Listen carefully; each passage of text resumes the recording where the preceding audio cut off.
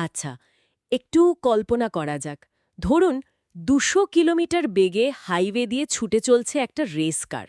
হুম, বেশ ভয়ের কথা। হ্যাঁ, আর সবচেয়ে ভয়ঙ্কর বিষয়টা হলো সেই গাড়ির চালকের চোখ আক্ষরিক অর্থেই বাঁধা। সে এক হাতে কোনোমতে স্টিয়ারিং ধরে আছে আর অন্য হাতে তার মোবাইল ফোন স্ক্রোল করে চলেছে। মানে নির্ঘাত দুর্ঘটনা আর কি। একদম। আর এই অত্যাধুনিক রেসকারটি আসলে অত্যন্ত পুরনো, যাকে অসংখ্য জায়গায় জোড়াতালি দিয়ে কোনোমতে টিকিয়ে রাখা হয়েছে। শুনতে রীতিমতো গায়ে কাটা দেওয়ার মতো একটা দৃশ্য, তাই না? হ্যাঁ, মানে মনে হতে পারে এমন আত্মঘাতী কাজ কেউ কেন করবে? ঠিক। কিন্তু আমাদের আজকের এই বিস্তারিত আলোচনার একদম শুরুতে দাঁড়িয়ে যদি বলি, আসলে আমাদের প্রতিদিনের বাস্তব জীবনটা ঠিক এরকমই। হুম, মানে আমরা প্রত্যেকেই প্রতিদিন ঠিক এইভাবেই আমাদের জীবন নামক গাড়িটি চালিয়ে যাচ্ছি। অত্যন্ত শক্তিশালী এবং উম, একই সাথে খুব অস্বস্তিকর একটা দৃশ্যপট তৈরি হলো এই বর্ণনায়। এবং এই অস্বস্তিটাই কিন্তু আমাদের আজকের আলোচনার মূল ভিত্তি। একদম তাই। বর্তমান সময়ে যখন আমরা চারপাশের তথ্যের স্রোত আর ওই যে দ্রুত গতির বিনোদনের দিকে তাকাই, তখন সবকিছুই খুব ক্ষণস্থায়ী মনে হয়। কিন্তু আজ আমাদের সামনে বিশ্লেষণের জন্য যে উৎসটি রয়েছে, সেটি সম্পূর্ণ ভিন্ন মাত্রার একটা কাজ। ঠিক বলেছেন। আমাদের হাতে থাকা উৎসটি হল বিদ্যাভূষণ সরকার নামক একটা ইউটিউব চ্যানেলে প্রকাশিত ২০২৫ সালের একটি নতুন ভাইরাল গান। গানের নাম মন মাঝি খবরদার। হুম, তো সাধারণত আজকালকার দিনে নতুন ভাইরাল গান শুনলেই আমাদের মাথায় অত্যন্ত দ্রুত লয়ের কোনো বিট বা খুব চটকদার মিউজিক বা খুব হালকা কথার কোনো গানের চিত্র ভেসে ওঠে। হ্যাঁ, মানে আমরা ভাবি এ তো নিছকই বিনোদন, শুনবো আর কয়েকদিন পর ভুলে যাব। ঠিক। কিন্তু এই গানটির শিরোনাম এবং কথাগুলো নিয়ে যখন আমরা গভীরভাবে বসলাম, মানে এটি আমাদের একেবারে স্থির করে দিয়েছে। এটি মানুষকে জীবনের খুব মৌলিক, খুব আদিম একটা জায়গায় দাঁড় করিয়ে দেয়। একদম। আধুনিক মোড়কে থাকলেও এর ভেতরে লুকিয়ে আছে শতাব্দীর পর শতাব্দী ধরে মানুষকে ভাবিয়ে তোলা এক গভীর দর্শন। এখানে সবচেয়ে চমকপ্রদ বিষয়টা হলো বৈপরীত্য। মানে একদিকে এটি ২০২৫ সালের একটা ভাইরাল কন্টেন্ট, যা অ্যালগোরিদমের মাধ্যমে মানুষের ফিডে পৌঁছাচ্ছে। হ্যাঁ, অন্যদিকে এর ভেতরে থাকা বার্তাটি পুরোপুরি লোকজ এবং বাউল দর্শনের। মাত্র কয়েকটি খুব সাধারণ চিরায়ত লোকজ শব্দের মাধ্যমে মানবজীবনের অত্যন্ত জটিল একটা রূপক এখানে তুলে ধরা হয়েছে। হুম, এটি শুধু একটা গান নয়, বরং এটি মানব অস্তিত্বের একটা আয়না। আধুনিক যুগের এই যে চরম ব্যস্ততা, সোশ্যাল মিডিয়ার দৌরাত্ম্য আর মনোযোগের অভাব, এই সব কিছুর মাঝে দাঁড়িয়ে গানটি যেন আমাদের কলার চেপে ধরে কিছু রূঢ় সত্যের মুখোমুখি দাঁড় করায়। তো চলুন সেই রূঢ় সত্যগুলোর ভেতরে একটু ঢোকা যাক। গানের একেবারে প্রথম লাইনটি এক ধরনের জোরালো সতর্কবার্তা দিয়ে শুরু হচ্ছে। হুম, গানে বলছে, মন মাঝি খবরদার, আমার তরি যেন ভেড়ে না, আমার নৌকা যেন ডোবে না, মন মাঝি খবরদার। হ্যাঁ, খুব শক্তিশালী একটা ডাক। তো এখানে আমাদের মনকে একটা নৌকার মাঝি বা চালক হিসাবে কল্পনা করা হয়েছে, আর তাকে বারবার সতর্ক বা ওই যে খবরদার হুম, করা হচ্ছে। আমি এটাকে একটু আধুনিক প্রেক্ষাপটে বোঝার চেষ্টা করছিলাম। আচ্ছা বলুন। ধরুন একটা শক্তিশালী যাত্রীবাহী বিমান। এখন পাইলট যদি সামান্য অন্যমনস্ক হন, হয়তো তিনি জানালার বাইরের মেঘ দেখছেন বা নিজের কোনো ভাবনায় হারিয়ে গেছেন। তাহলে তো সর্বনাশ। একদম। সেই পুরো যাত্রাই মুহূর্তের মধ্যে ধ্বংস হয়ে যেতে পারে। কিন্তু এই গানে মনকে এত কড়া ভাষায়, এত বারবার খবরদার বলা হচ্ছে কেন? হুম, মনের স্বভাব কি এমনিতেই লক্ষ্যভ্রষ্ট হওয়া, নাকি আধুনিক যুগ আমাদের মনকে আরও বেশি চঞ্চল করে তুলেছে? এটা অত্যন্ত প্রাসঙ্গিক একটা প্রশ্ন। আমরা যদি প্রাচীন দর্শন থেকে শুরু করে আধুনিক মনোবিজ্ঞান পর্যন্ত বিশ্লেষণ করি, তবে দেখব মানব মন স্বভাবতই অত্যন্ত চঞ্চল। হুম, মনোবিজ্ঞানের ভাষায় মানুষের মস্তিষ্ক সবসময় অতীত নিয়ে অনুশোচনা করতে বা ভবিষ্যৎ নিয়ে দুশ্চিন্তা করতে অভ্যস্ত। বর্তমান মুহূর্তে, অর্থাৎ এই যে নৌকাটি এখন ভাসছে, হুম। সেই বর্তমানে মন খুব কম সময় থাকে। ও আচ্ছা, মানে মন সবসময় এদিক ওদিক ঘুরে বেড়ায়। একদম। আর ২১ শতকে এসে এই সমস্যাটি বহুগুণ বৃদ্ধি পেয়েছে। আমাদের হাতে থাকা স্মার্টফোন, অন্তহীন নোটিফিকেশন, ডিজিটাল দুনিয়ার বিভ্রান্তি। হ্যাঁ, যেগুলো আমাদের সারাক্ষণ ব্যস্ত রাখছে। ঠিক। এগুলো আমাদের মন মাঝিকে সবসময় ঘুম পাড়িয়ে রাখার বা অন্যমনস্ক করে রাখার কাজটাই নিপুণভাবে করে যাচ্ছে। তার মানে বিপদটি বাইরের কোনো ঝড়, সাইক্লোন বা জলোচ্ছ্বাস নয়, বিপদটি হচ্ছে মনের নিজেরই অমনোযোগিতা। ঠিক তাই। আমরা হয়তো ভাবি আমরা সব সামলে নিচ্ছি, আমরা দারুণ মাল্টিটাস্কিং করছি, কিন্তু আসলে আমাদের ভেতরের পাইলট ঘুমাচ্ছে আর আমাদের জীবনটা অটো পাইলটে চলছে। একেবারে তাই। আমাদের মন মাঝি যদি ঘুমিয়ে পড়ে বা লক্ষ্য ভুলে যায়, তবে নৌকার ধ্বংস অনিবার্য। হুম। তরী বা নৌকা, যা আসলে আমাদের এই চলমান জীবন, তা যেন ডুবে না যায় বা ভুল পথে গিয়ে কোনো চরে আটকে না পড়ে, সে বিষয়ে মনকে সর্বক্ষণ সতর্ক পাহারায় রাখার এই আকুতি তাই অত্যন্ত তাৎপর্যপূর্ণ। মানে খবরদার শব্দটা এখানে খুব গুরুত্বপূর্ণ। জলের তলায় তলিয়ে যাবে। এই জায়গাটাতে কিন্তু একটা চমৎকার ধারণার জন্ম হয়। যদি মন আমাদের সেই বিভ্রান্ত মাঝি বা পাইলট হয়, তাহলে সে আসলে কী ধরনের বাহন চালাচ্ছে? একটা আধুনিক বোয়িং 747 নাকি একটা স্পোর্টস কার? কারণ গানের ঠিক পরের কথাগুলোতেই এই বাহনের একটা অদ্ভুত বর্ণনা দেওয়া হয়েছে। হ্যাঁ, নৌকার মাপের কথা বলা হয়েছে। গানে বলা হয়েছে ৩.৫ হাত নৌকার খা মন মাঝিরে, ঘন ঘন জোড়া। এই ৩.৫ হাত নৌকার কথা শুনলে স্বাভাবিকভাবেই মানুষের নিজের শরীরের মাপের কথা মনে পড়ে। ঠিক। কারণ ঐতিহাসিকভাবে একজন মানুষের দৈহিক দৈর্ঘ্য সাধারণত তার নিজের হাতের মাপে ৩.৫ হাত হয়ে থাকে। কিন্তু এখানে আমার একটু ভিন্ন মত বা খটকা আছে। একটু দাঁড়াই এখানে। বলুন, কি মনে হচ্ছে? ৩.৫ হাত মানে তো মানুষের নিজের শরীর, এটা পরিষ্কার। কিন্তু আধুনিক চিকিৎসা বিজ্ঞান তো আমাদের বলছে মানুষের শরীর ভীষণ শক্তিশালী এবং সহনশীল। আচ্ছা। মানে আমরা এখন বিভিন্ন রোগবালাই জয় করে ৮০ বা ৯০ বছর পর্যন্ত অনায়াসে বাঁচছি। ২০২৫ সালে দাঁড়িয়ে মানব শরীরকে একটা ঘন ঘন জোড়া দেওয়া ভঙ্গুর নৌকা বলাটা কি একটু বেশি নেতিবাচক বা হতাশাবাদী শোনায় না? হ্যাঁ, আপনার দৃষ্টিভঙ্গিটা বুঝতে পারছি। আমরা তো নিজেদের বেশ টেকসই বলেই মনে করি, তাই না? আপনার এই যুক্তিটি খুবই স্বাভাবিক এবং আধুনিক মানুষের সাধারণ চিন্তাধারার সাথে একদম মিলে যায়। আমরা আধুনিক চিকিৎসা বিজ্ঞান এবং প্রযুক্তির কল্যাণে নিজেদের অপরাজও ভাবতে শুরু করেছি। হ্যাঁ, ঠিক সেটাই তো। কিন্তু একটু গভীরে তলিয়ে দেখলে বোঝা যাবে এই ঘন ঘন জোড়া কথাটি কতটা বিজ্ঞানসম্মত এবং একই সাথে দার্শনিক। মানুষের শরীর অসংখ্য হাড় এবং অস্থিসন্ধি বা জয়েন্ট দিয়ে তৈরি। চিকিৎসা বিজ্ঞানের ভাষায় আমাদের শরীরে ২০৬টি হাড় এবং ৩৬০টির মতো জয়েন্ট রয়েছে। এই যে অসংখ্য জোড়া বা তালি দেওয়া শরীর, এটি মৌলিকভাবে অত্যন্ত ভঙ্গুর। ওহ, আচ্ছা। হ্যাঁ, আমরা হয়তো ওষুধ দিয়ে আয়ু বাড়াচ্ছি, কিন্তু এই কাঠামোর নাজুকতা কিন্তু বদলায়নি। মানে আপনি বলতে চাইছেন আমাদের এই অপরাজয় ভাব মূর্তিটা আসলে একটা বিভ্রম? ঠিক তাই। এটি একটা বিশাল বিভ্রম। আপনি একটু ভেবে দেখুন, আপনার শরীরের একটা ছোট্ট জয়েন্ট, হয়তো হাঁটুর একটা লিগামেন্ট বা মেরুদণ্ডের একটা ছোট্ট ডিস্ক যদি তার জায়গা থেকে সামান্য সরে যায়, ওহ হ্যাঁ, তখন তো পুরো মানুষটাই শয্যাশায়ী হয়ে যায়। একদম। আপনার পুরো শরীর নামক এই শক্তিশালী যন্ত্রটি মুহূর্তের মধ্যে অচল হয়ে পড়ে। একটা আণুবীক্ষণিক ভাইরাস বা মস্তিষ্কের একটা সরু রক্তনালীতে ছোট্ট একটা ব্লক, ব্যাস। মানে সবকিছু শেষ। হ্যাঁ, আমাদের ৩.৫ হাতের এই অত্যাধুনিক নৌকাটি নিমেষেই ডুবে যেতে পারে। এই লাইনটি আমাদের অত্যন্ত রূঢ়ভাবে মনে করিয়ে যায় যে আমাদের দৈনন্দিন জীবনের অহংকার বা আত্মবিশ্বাসের নিচে মানবজীবন আসলে কতটা ঠুনকো। এটি হতাশা নয়, বরং এটি হলো চূড়ান্ত বাস্তবতা সম্পর্কে সজাগ থাকা। এটি আসলেই খুব গভীর চিন্তার খোরাক যোগায়। আমরা রোজকার জীবনে এত ব্যস্ত থাকি যে আমাদের এই শরীর নামক নৌকাটি যে কতটা ভঙ্গুর সেটা বেমালুম ভুলে যায়। একদম। আমরা একে মেশিনের মতো ব্যবহার করি। আর যেহেতু এই ৩.৫ হাত নৌকাটি এত ভঙ্গুর এবং অসংখ্য জোড়াতালি দিয়ে তৈরি, তাই এই নৌকা বেয়ে জীবনের এই উত্তাল নদী পার হওয়া নিশ্চয়ই মোটেও সহজ কোনো কাজ নয়। না, মোটেও না। এর জন্য চরম মূল্য চোকাতে হয়। গানের পরবর্তী অংশে সেই অমোঘ ক্লান্তির কথাই অত্যন্ত করুণ সুরে উঠে এসেছে। গানে বলছে, সেই নৌকা খান বাইতে আমার গোমন মাঝিরে, হাড় হইল কুড়ারে।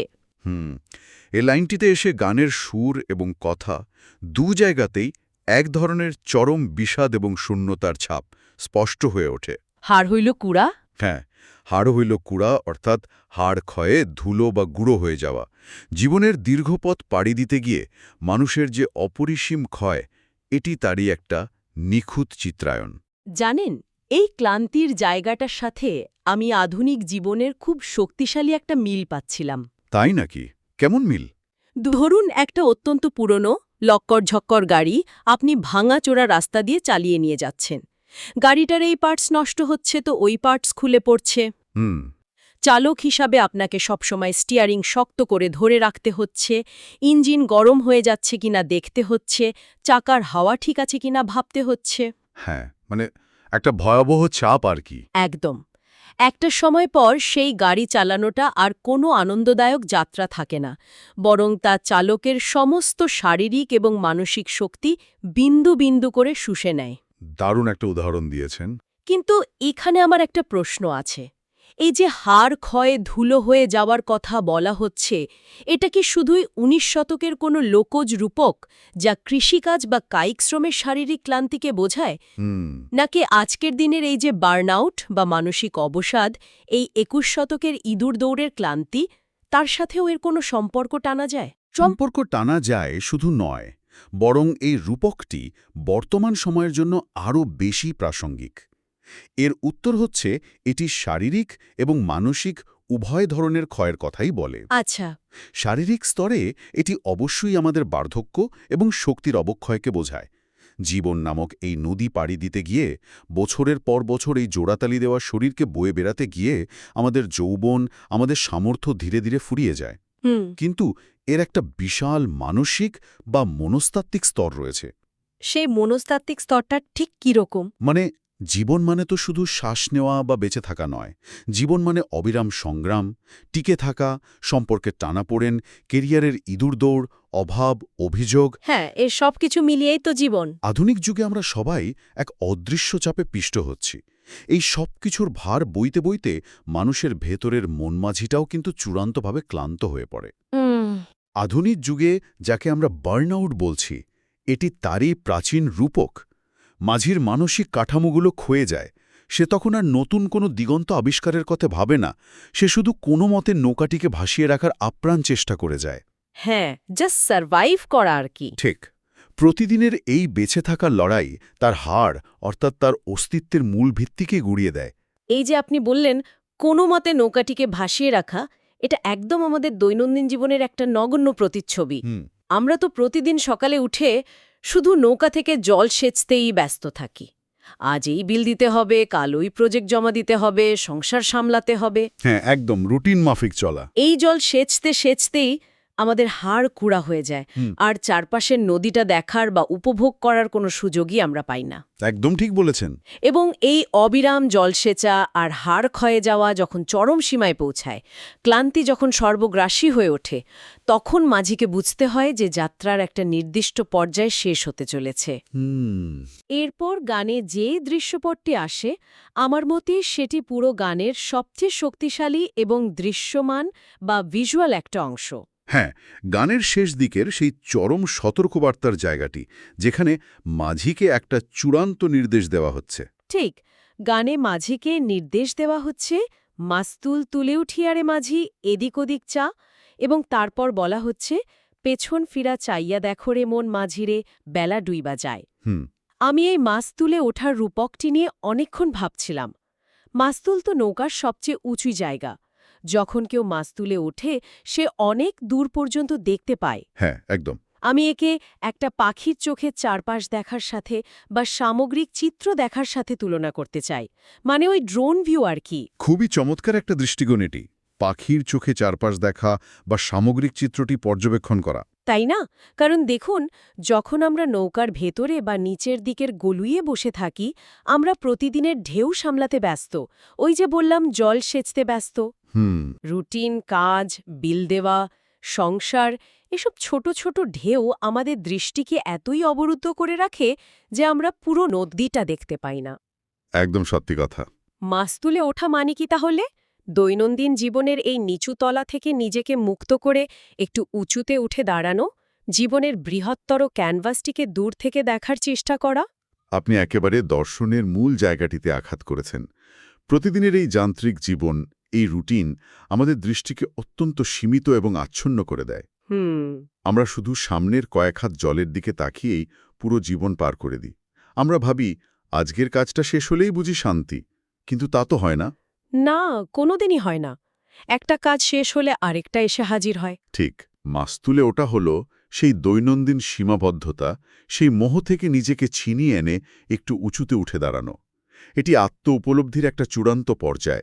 হুম। যখন আমরা একটু উঁচুতে উঠি, দৃষ্টিসীমা প্রসারিত হয়, তখন আমরা বুঝতে পারি আমরা কোথা থেকে যাত্রা শুরু করেছিলাম, এখন জীবনের কোন পর্যায়ে আছি এবং আমাদের গন্তব্য আসলে কোথায় ছিল। আর ঠিক এই আত্ম উপলব্ধির কারণেই পরের লাইনটি এত বেশি গুরুত্বপূর্ণ হয়ে ওঠে, পেছন ফিরা চাইয়া দেখো। একদম। সাধারণত তো আধুনিক মোটিভেশনাল কথাগুলোতে আমাদের সবসময় সামনের দিকে তাকাতে বলা হয় অতীত ভুলে যাও, সামনে এগিয়ে চলো। কিন্তু এই গানে বলছে পেছন ফিরে তাকাতে। এর কারণ কি? কারণ হল সামনে তাকানোর মতো আর কোনো সময় অবশিষ্ট নেই। গানেই তার উত্তর দেওয়া আছে, বেলা ডুইবা যায়। ও, বেলা ডুবে যাচ্ছে। হ্যাঁ, এই বেলা ডুইবা যায় এর অর্থ হল জীবনের সূর্যাস্ত বা শেষ সময় ঘনিয়ে আসা। যখন হাড় ক্ষয়ে গেছে, শরীর ক্লান্ত, তখন আর সামনে যাওয়ার খুব বেশি পথ বাকি থাকে না। হুম। সেই সময় পেছনের দিকে তাকানোর অর্থ হল সারা জীবনের কর্ম ও যাত্রার হিসাব মেলানো। তুমি জীবনে কি অর্জন করলে, কি হারালে, কোথায় ভুল করলে, কোন সম্পর্কে যত্ন নিলে না, আর শুধু শুধু অর্থহীন ইঁদুর দৌড়ে কতটা সময় নষ্ট করলে। মানে একটা জীবনের অডিট করা আর কি। ঠিক তাই। সেই সব কিছুর দিকে একটা সৎ এবং নির্মোহ দৃষ্টিপাত। সময় একেবারে ফুরিয়ে যাওয়ার আগে, সূর্য পুরোপুরি ডুবে অন্ধকারের রাজত্ব শুরু হওয়ার আগে, আত্ম-অনুসন্ধানের এই ডাক অত্যন্ত জোরালো। এটি এক ধরনের আধ্যাত্মিক জাগরণ। মাঝি যেন এতকাল মোহগ্রস্ত হয়ে অটো পাইলটে নৌকা চালাচ্ছিল, আর এখন তাকে সজোরে ঝাঁকুনি দিয়ে ঘুম থেকে জাগিয়ে বলা হচ্ছে, ওঠো, মাস্তুলে ওঠো, দেখো তোমার জীবনের দিন শেষ হয়ে আসছে। অসাধারণ। তাহলে এই সব কিছুর সারসংক্ষেপ টানলে আসল অর্থ কি দাঁড়ায়? আমরা দেখলাম যে একটা আধুনিক ভাইরাল গানের মোড়কে আসা এই সৃষ্টিটি আসলে কতটা গভীর। একদম। ২০২৫ সালের এই নতুন গানটি শুধু সুর বা গায়িকীর দিক থেকেই নয়, বরং এর কথার অন্তরালে লুকিয়ে থাকা দর্শনের দিক দিয়ে সত্যিই একটা অনবদ্য শিল্পকর্ম। হ্যাঁ, এতে কোনো সন্দেহ নেই। এটি আমাদের অত্যন্ত স্পষ্টভাবে মনে করিয়ে দেয় যে আধুনিক বিজ্ঞানের যুগেও আমাদের এই শরীরটি মাত্র ৩.৫ হাতের একটা ভঙ্গুর বাহন ছাড়া আর কিচ্ছু নয়, যা অসংখ্য ছোট ছোট জোড়াতালিতে কোনো মতে টিকে আছে। ক্লান্ত মন, জীবনের সময় অত্যন্ত সীমিত, এবং এই অবিরাম যাত্রা আমাদের ক্রমাগত ক্ষয়ের দিকে নিয়ে যাচ্ছে। আপনার এই সারসংক্ষেপের সাথে আমি সম্পূর্ণ একমত। এই গানটি আমাদের বাধ্য করে নিজেদের যান্ত্রিক জীবনের দিকে একটা প্রশ্নবোধক দৃষ্টিতে তাকাতে। ঠিক। এটি শুধু কয়েক মিনিটের বিনোদন নয়, এটি জীবনের একটা গভীর পাঠ। এটি আমাদের শেখায় যে জীবনের যাত্রাপথে শুধু অন্ধের মতো নৌকা বাইলেই হবে না, প্রতিদিন শুধু নৌকার জল সেচলেই হবে না। হ্যাঁ, মাঝে মাঝে থামতে হবে। একদম, মাঝে মাঝে থামতে হবে, মাস্তুলে উঠতে হবে এবং চারপাশটা দেখতে হবে। বেলা ডুবে যাওয়ার আগেই আমাদের নিজেদের অস্তিত্ব এবং উদ্দেশ্য সম্পর্কে সচেতন হতে হবে। সত্যি, আজকের এই আলোচনাটি আমাদের অনেকগুলো বদ্ধ জানালা খুলে দিয়েছে। এই বিস্তারিত বিশ্লেষণ শেষে একটা চূড়ান্ত এবং কিছুটা অস্বস্তিকর ভাবনার বিষয় আমাদের সবার মনে থেকে যায়। আমরা সবাই জানি যে আমাদের নৌকার মাস্তুলে একবার অন্তত ওঠা উচিত।